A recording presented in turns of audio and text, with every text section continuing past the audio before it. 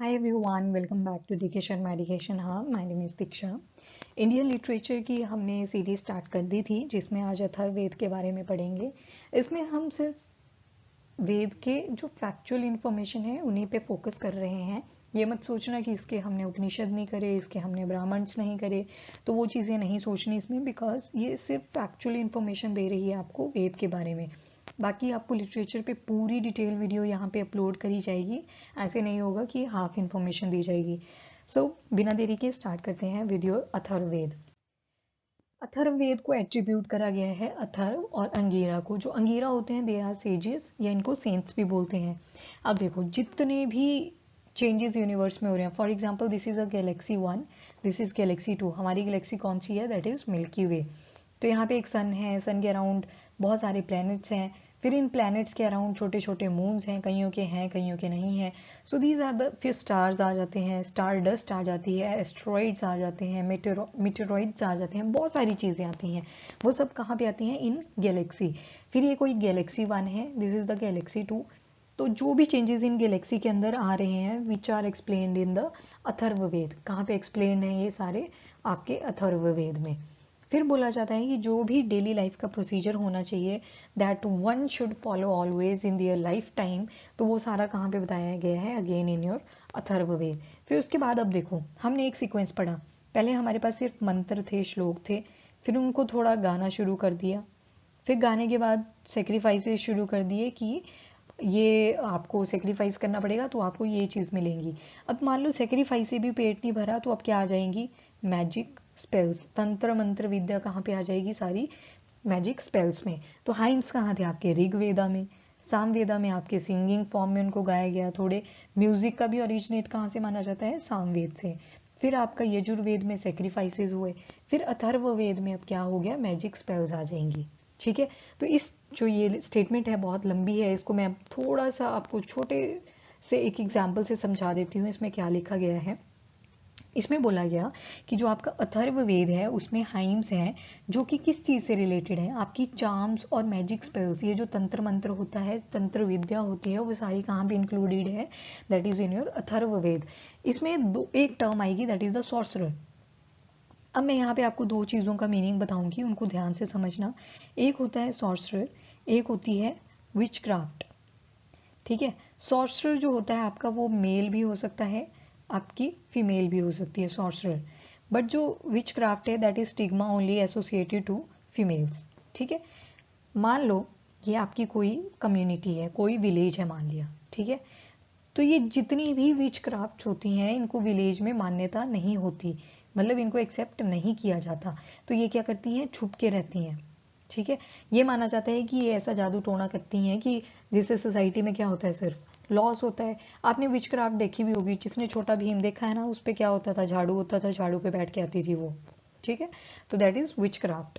और जो सॉर्सरर होते हैं ना, इनको काफ़ी मानते हैं। इन्होंने एक स्टडी करी होती है पर्टिकुलर, या कईयों के पास सुपर नेचुरल पावर भी होती है, बाय बर्थ ही होती है। तो सॉर्सरर क्या होते हैं? ये सोसाइटी के बीच में रहते हैं। ठीक है। जो सॉर्सरर होंगे ये सोसाइटी के बीच में रहेंगे। और ये माना जाता है जब भी कोई कैलेमिटी या कोई भी प्रॉब्लम आ जाती है पर्टिकुलर विलेज में, तो सॉर्सरर बताएगा विलेज वालों को कि तुम्हें क्या करना है। जो वो बताएंगे वो लोग करेंगे, इनका बिलीफ है इनमें, तो इससे पॉजिटिव हो जाता है। तो ये माना जाता है जो सॉर्सरर है उससे हमेशा पॉजिटिव होता है for the society, but which craft जो होती है उससे क्या होता है? नेगेटिव। ठीक है। तो ये तंत्र मंत्र जादू टोना सब किस में आ जाता है? आपका अथर्ववेद के अंदर। फिर बोला जाता है जैसे सामवेद था ना, सामवेद के कुछ श्लोक हमने कहाँ से उठाए थे? फ्रॉम ऋग्वेद। पर जो आपका अथर्ववेद है दैट इज कम्प्लीटली यूनिक, क्योंकि वहाँ तो सिर्फ मंत्र थे ना, यहाँ पे तो चार्म्स आ गई, स्पेल्स आ गई। ठीक है। तो अथर्व के जो जितने भी हाइम्स हैं वो ज़्यादातर जो हैं वो सारे क्या हैं? बहुत यूनिक हैं। पर कुछ एक हैं जो कि बोरो करे हैं हमने from rest of the 3 Vedas. अब बोला जाता है कि जो अथर्व वेद है इसी को और क्या बोला जाता है? ब्रह्म वेदा। ये इसका दूसरा नाम है। अब यहाँ पे व्हाइट एंड ब्लैक मैजिक आ जाता है। अब देखो जब भी कोई मैजिक होता है ना, इसकी दो एस्पेक्ट्स होती हैं, 1 2। फर्स्ट की होती है कि मैजिक पूरी तरह से पॉजिटिव है, जैसे सॉर्सरर ने किया। सॉर्सरर ने क्या किया, सभी का भला ही किया। अगर एक इंडिविजुअल फैमिली की भी हेल्प करी तो उसमें भी भला ही किया, तो उससे क्या हुआ, सिर्फ पॉजिटिव इम्पैक्ट पड़ा उस मैजिक का। पर दूसरे केस में क्या हो सकता है, पॉजिटिव भी हो सकता है, नेगेटिव भी हो सकता है। ये वो होता है जैसे बोलते नहीं है कि किसी बच्चे की बलि दे दी अपने लिए बेनिफिट करवाने के लिए, ठीक है, तो वो सारी चीज़ किसमें आ जाती है, पॉजिटिव एंड नेगेटिव। अब जिस बच्चे की तो बलि दे दी वो तो नेगेटिव में चला गया ना, उनकी तो फैमिली का लॉस हो गया, राइट। और जो पॉजिटिव थे उनका ठीक है, उनका तो भला हो गया, पर किसी का लॉस हुआ ना, तभी उनका भला हुआ जाके। तो ये जो पॉजिटिव होता है इसको बोलते हैं वाइट मैजिक, एंड जो नेगेटिव हुआ उसको बोलते हैं black magic. So that is also in your Atharvaveda. फिर अब मेजर ब्रांचेज आती हैं किसकी, अथर्ववेद की। दो मेजर ब्रांचेज हैं जिनको बोलते हैं पैपलादा एंड सौनाकिया, ठीक है। क्या क्या आगे, Paippalada and Shaunakiya. So these are the further branches of your Atharvaveda. ये दो ब्रांचेज अगर याद भी ना रहे तो क्या करना है, आपको याद रह जाएगी, मैं बता देती हूँ कैसे। पैप को याद रख लो पाप से, ठीक है, और सोना को याद रख लो सॉल्यूशन से। मतलब अगर आपने कोई पाप किया है तो आपको कहाँ जाना पड़ेगा, सॉर्सरर के पास। सॉर्सरर आपको क्या देगा, सॉल्यूशन देगा। तो इस तरह से आप इसको याद रख सकते हो। अब इसके लिए ट्रिक तो क्या ही बनेगी, पैपलादा एंड सोना किया, ठीक है। So this is all about your Atharvaveda, और इसी के साथ हमने फैक्चुअल इन्फॉर्मेशन वेदा से रिलेटेड जितनी भी थी वो कंप्लीट कर ली है। अब हम करेंगे इसके फर्दर टॉपिक्स। आपको मैंने बताया था स्टार्टिंग में 4 पार्ट्स होते हैं हर वेद के, तो उन पार्ट्स को अब हम यहाँ पे कंप्लीट करेंगे। अब देखो मैंने लेंथी वीडियोस इसलिए भी नहीं बताई, फॉर एग्जांपल मैं यहाँ पे कुछ नाम लिखती हूँ, मैंने बोला मृच्छक कटिकम। अब जिन्होंने तो पढ़ा है वो तो बोल देंगे कि किसने लिखी थी ये बुक, शूद्रका ने। फिर मैंने बोला अभिज्ञान शकुंतलम,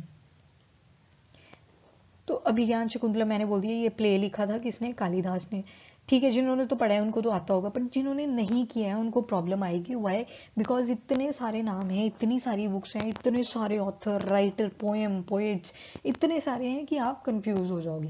दैट्स वाई छोटे छोटे वीडियो हैं, अगर एक वीडियो भी आप 7 मिनट का देख रहे हो तो आपको वो एट अ टाइम याद हो जाएंगे, ठीक है, साथ साथ ही वो याद हो जाएंगे, ठीक है। So this is all about your Vedas, keep learning और have a nice day. Video को लाइक शेयर जरूर करें एंड चैनल को भी सब्सक्राइब करें। Till then bye bye, take care, thank you and have a nice day.